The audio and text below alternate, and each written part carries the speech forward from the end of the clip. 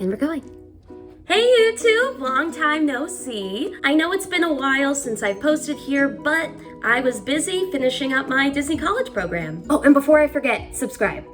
But now I am on the other side of my CP. I have learned, I have grown, but I still keep getting emails from the Disney College program that's just like, yo, do you want to do the Disney College program? And I'm like, already did, but thanks. And now that I am on the other side of it, I would like to share some of my knowledge. I watched a lot of these videos before I went on my CP, but I watched videos of pre-pandemic CP, and those two programs are different. And a lot of the Disney College program vlogs and videos I see are glamorizing the program. And don't get me wrong, I had a great time on my program, but that's not everyone's experience. Honestly, I have no idea how DCP bloggers find the time to vlog, so more power to ya. My start date for the DCP was August of 2021. I originally was supposed to have a CP in August of 2020, but we all know what happened to that one. And I finished August of 2022. Yeah, I was a CP for a full year, so here's 5 ways to nail your phone interview. What was that? They're not doing phone interviews? Oh, alrighty then.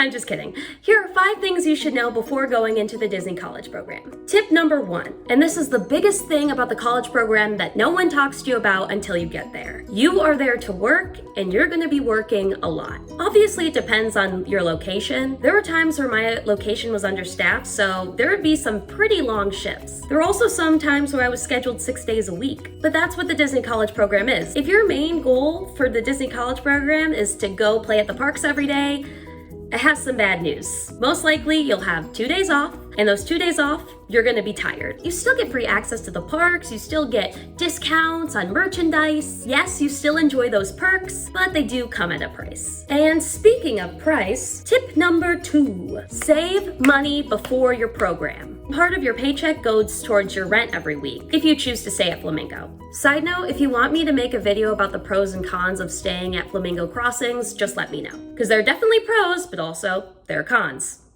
Since I was working a lot during my college program, I was able to have a lot of spending money in the parks, but not a whole lot I could save for the future. And there are ways to save money on your college program, but I would definitely recommend coming in with some spending money. Tip number 3, I know is not an option for everyone, but I would recommend bringing a car. So back in fall 2021, when the vaccine was coming out, and when Flamingo Crossings was still new, I think it was something where if you had a vaccine card, you could actually get a parking permit for free. They don't do that anymore, obviously. But what that actually allowed me is I also got a bus pass. I used the bus twice. That's because, you know, sometimes the bus is late, sometimes it's early, but you can totally do the college program without a car. Of my 4 roommates, 2 of them didn't have cars, and they were able to make it work. But there would be times where I would drive my roommates if they had missed the bus, or they would carpool with people at their location, which brings me to step number 4, make the most of your location. The majority of your college program, you are going to be working at your location. And that's where I made some of my closest friends, which makes sense since you're there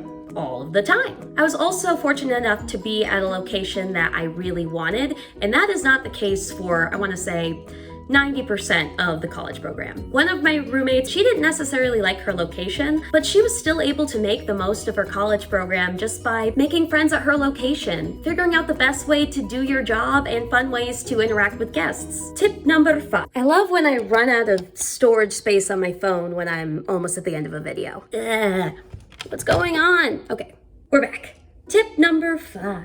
And this is something I regret not doing during my CP, which is taking advantage of the housing events, taking advantage of the classes they offer, taking advantage of off-property events, and really just diving in and getting involved with the things that they have for CPs to do. Yes, I enjoyed my time on my CP, but I feel like I would enjoy it more and have a lot more memories with those events as well. And before I end the video, I just want to do some really rapid, quick tips. Take photos. You're gonna want the memories. Be nice to people. Don't start drama at your location. Don't get into the drama at your location. You're not there for very long. You don't want to be making enemies. And lastly, it's not for everyone. And if it's not for you, that's fine. If you find that out halfway through your program, that's fine. You shouldn't feel obligated to stay if you're not having a good time. If you don't like it or if your mental health is declining, don't feel that you need to see it through to the end. And that's all I have. If you have any specific questions about the college program, just comment them and I'll make another video about it if people are interested. I'm just excited to make new videos on YouTube. Make sure you subscribe and follow me on TikTok and Instagram. All right,